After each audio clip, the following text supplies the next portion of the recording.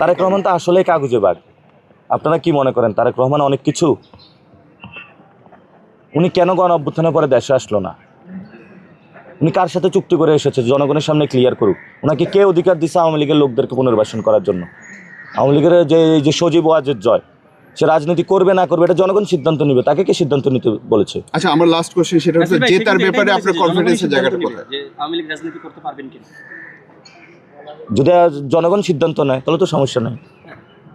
আচ্ছা, এমন অবস্থা লেভেল প্লেইং ফিল্ড কেমন দেখছেন? আর এই লেভেল প্লেইং ফিল্ডে নাই, এটা হলো বিএনপি ফিল্ড। আমরা বিএনপি ফিল্ডে খেলতেছি, কতক্ষণ অ্যাটাক হই, মারা পড়ি, আবার উঠি, আবারই দাঁড়াই, কিন্তু তাদের সাথে আমরা যুদ্ধ থামাবো না। কেন? এটা অসম যুদ্ধ। সিম্প্যাথি পাওয়ার জন্য করছেন এবং এগুলো আসলে ইচ্ছাকৃত আপনার প্ল্যান। পাশাপাশি সরকার সিম্প্যাথি পাইতে চাইলে তো তাহলে আমি রাস্তার মধ্যে শুয়ে থাকতাম। ওইসব সস্তা জিনিসের জন্য আমি না। আমি সিম্প্যাথি পাইতে চাইলে অনেক আগে নিতে পারতাম। আমি কাঠ গড় পুড়িয়ে রাজনীতিতে এসেছি, আমি করতেছি। উনি সাহস থাকলে, আমি এখনও বলবো, উনি কালকে বলুক, যে কালকে জনগণের সামনে আইসা অঙ্গীকার করুক যে আমি মির্জা আব্বাস আজকে থেকে চাঁদাবাজি ছেড়ে দিলাম, আমি মির্জা আব্বাস আজকে থেকে সন্ত্রাসী কার্যক্রম ছেড়ে দিলাম, আমি মির্জা আব্বাস দুর্নীতি ছেড়ে দিলাম, এবং আমি যে অপরাধ করেছি এটার জন্য পুরো বাংলাদেশের ক্ষমা প্রার্থী। এবং সাথে সাথে যারা আমার কাছে টাকা পয়সা পাবেন আমি সবাই বাংলাদেশের রাষ্ট্রীয় কোষাগারে দান করবো, আপনাদের দিয়ে দিব।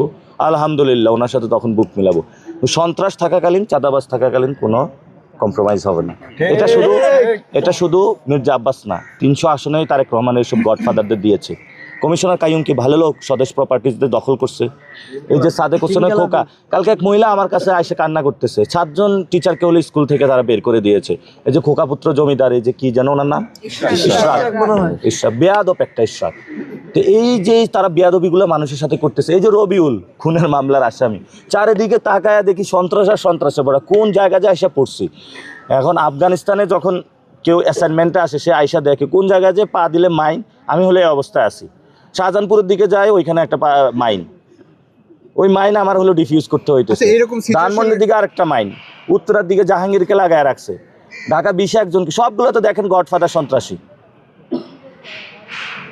এখন বলছে উনি প্ল্যান করে আসছে। কি প্ল্যান? যেখানে হলো লিচু গাছ আছে ওই জায়গায় লাগাবে, যেখানে আম গাছ আছে ওইটা লাগাবে, আরেক জায়গায় উনি কি করছে, যেখানে মেডিকেল বিশ্ববিদ্যালয় আছে ওইখানে করবে, ওটার উপরে আরেকটা করবে। তো কয়েকদিন পরে ঘোষণা দিবে যে বিএনপি যেটা আছে আরেকটা বিএনপি প্রতিষ্ঠা করা লাগবে।